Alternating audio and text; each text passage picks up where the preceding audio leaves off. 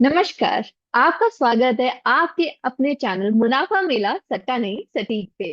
तो आप सोच रहे होंगे कि हम लोग बहुत दिनों बाद मिल रहे हैं। अगेन मैं थोड़ा सा ऑफलाइन सेशंस में बिजी थी, जहाँ पे अगेन ट्रेडिंग कैसे करना है, ट्रेडिंग सेशंस कैसे प्लान करने हैं, वो सब हम डिस्कस करते रहते हैं। बट जहां मैं वहां बिजी हुई, वहां देखा कि इंडिया और यूएस में एक जंग छिड़ चुकी है। अब उसका जो इम्पैक्ट है वो हमारे स्टॉक मार्केट में कैसे दिखेगा, दो पर्सपेक्टिव से हम लोग इंक्लूड करते हुए करेंगे। एक होगा इकोनॉमिक सेंट्रिक पर्सपेक्टिव और दूसरा होगा शेयर मार्केट एक्सपर्टीज एनालिसिस। तो हर एक सेक्टर पे किस तरह से इम्पैक्ट होगा आने वाले समय में, उसी हिसाब से हमको अपनी ट्रेडिंग और इन्वेस्टमेंट्स प्लान करनी होगी। यहाँ पे हम लोग क्रिस्प फॉर्मेट में again to the point discuss करेंगे। इसके साथ साथ अगर आपको कोई और अगर न्यूज कवरेज चाहिए तो उसको भी आप मेरे को कमेंट सेक्शन में बताइए। हम उस पर्सपेक्टिव से जो भी आपकी डिमांड होगी उसको भी एड्रेस करने की कोशिश करिए।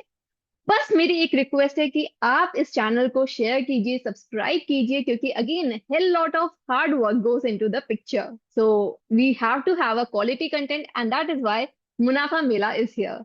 सो without any further delay, let's switch to the content and analysis itself. तो अगर यूएस और इंडिया में टैरिफ वॉर हो गया तो इंडियन स्टॉक मार्केट का सीन कैसे हिलेगा, कितना हिलेगा, अगेन उसको एक तरह से मैनेज करते हुए हम अपनी बोट कैसे चलाएं, ये हमको सोचना है। तो सबसे पहले हम लोगों को क्लियर कट पता होना चाहिए कि एक्सपोर्ट वाली कंपनीज पे एक झटका पड़ेगा। तो अगर यूएस इंडिया के माल पे ज्यादा ड्यूटी लगा देगा तो इंडियन कंपनीज जो अपना माल यूएस भेजती हैं, जैसे कि again this is the sectoral analysis, so textiles, pharma, IT, hardware, steel, इन सब में अगर देखा जाए तो इन सब कंपनीज का जो प्रॉफिट है उस पे इम्पैक्ट आएगा, which is going to be negative. तो यहाँ पे एग्जांपल में अगर हम ले लें तो टी शर्ट बनाने वाली जो कंपनीज है या स्टील एक्सपोर्ट करने वाली कंपनी है, उनके माल पे यूएस में महंगा हो जाएगा, डिमांड कम हो जाएगी, शेयर प्राइस नीचे। तो सिंपल सा इकोनॉमिक्स को हम लोगों ने यहाँ पे यूज किया and this is going to be a sure short analysis. Yes, that is there.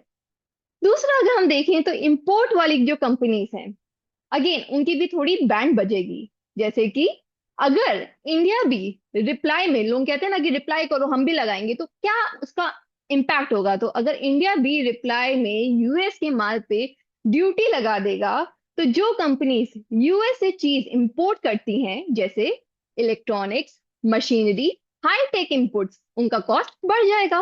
मतलब मोबाइल असेंबल करने वाली कंपनीज, ऑटो सेक्टर या आईटी हार्डवेयर कंपनीज के खर्चे बढ़ जाएंगे, प्रॉफिट मार्जिन छोटे हो जाएंगे, अगेन शेयर मार्केट में नेगेटिव इम्पैक्ट देखने को हमको मिलेगा। थर्ड अगर हम देखें तो आईटी सेक्टर का क्या रहेगा। तो आईटी सेक्टर पे एक तरह से मिक्स्ड इम्पैक्ट आएगा। IT sector again Infosys, TCS, Wipro क्यों डायरेक्ट टैरिफ की मार कम लगेगी, पर यूएस इंडिया टेंशन से बिजनेस सेंटिमेंट खराब होंगे, यूएस क्लाइंट कॉशियस हो जाएंगे नई डील्स देने में, थोड़ा प्रेशर हमको यहाँ पे भी देखने को मिलेगा। इसीलिए मैंने कहा मिक्स्ड इम्पैक्ट हमको देखने को मिलेगा।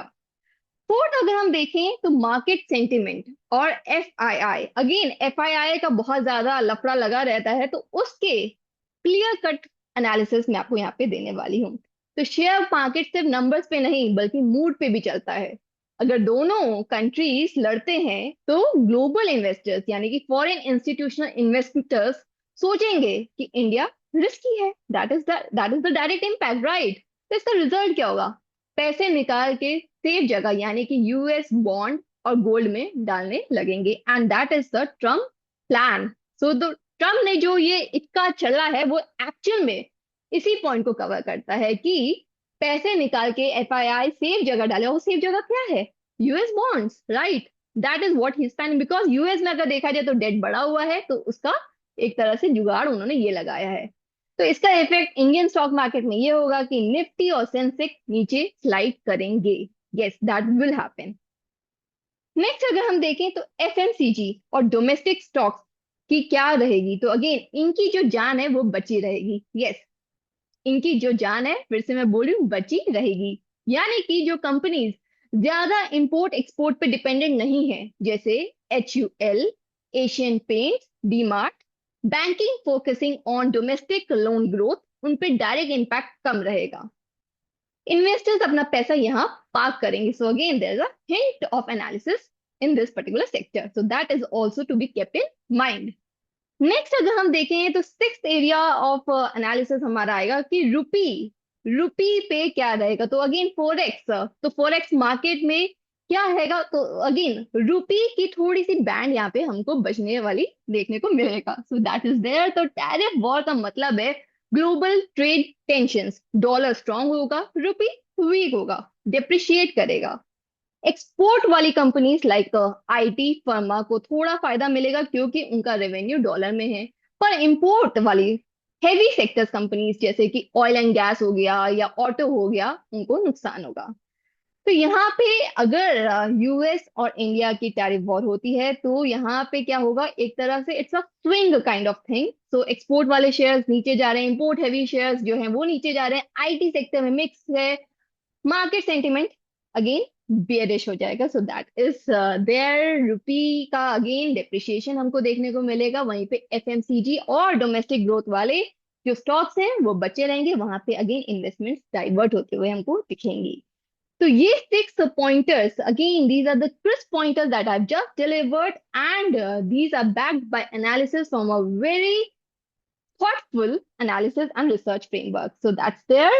And इसी तरह से अपनी ट्रेडिंग प्लस इन्वेस्टमेंट्स आप प्लान कीजिए, और कैसे डे वाइज आप कर सकते हैं, क्या आपका टाइम फ्रेम होना चाहिए, वो सब भी हम लोग डिस्कस करते हैं नेक्स्ट वीडियो में। तो आप सीधा सीधा कमेंट सेक्शन में करिए कि आपको किस टॉपिक का कवरेज चाहिए। So that's is there, and subscribe to Munafa Mela, सट्टा नहीं सटी। Happy Ganesh Chaturthi. Thank you.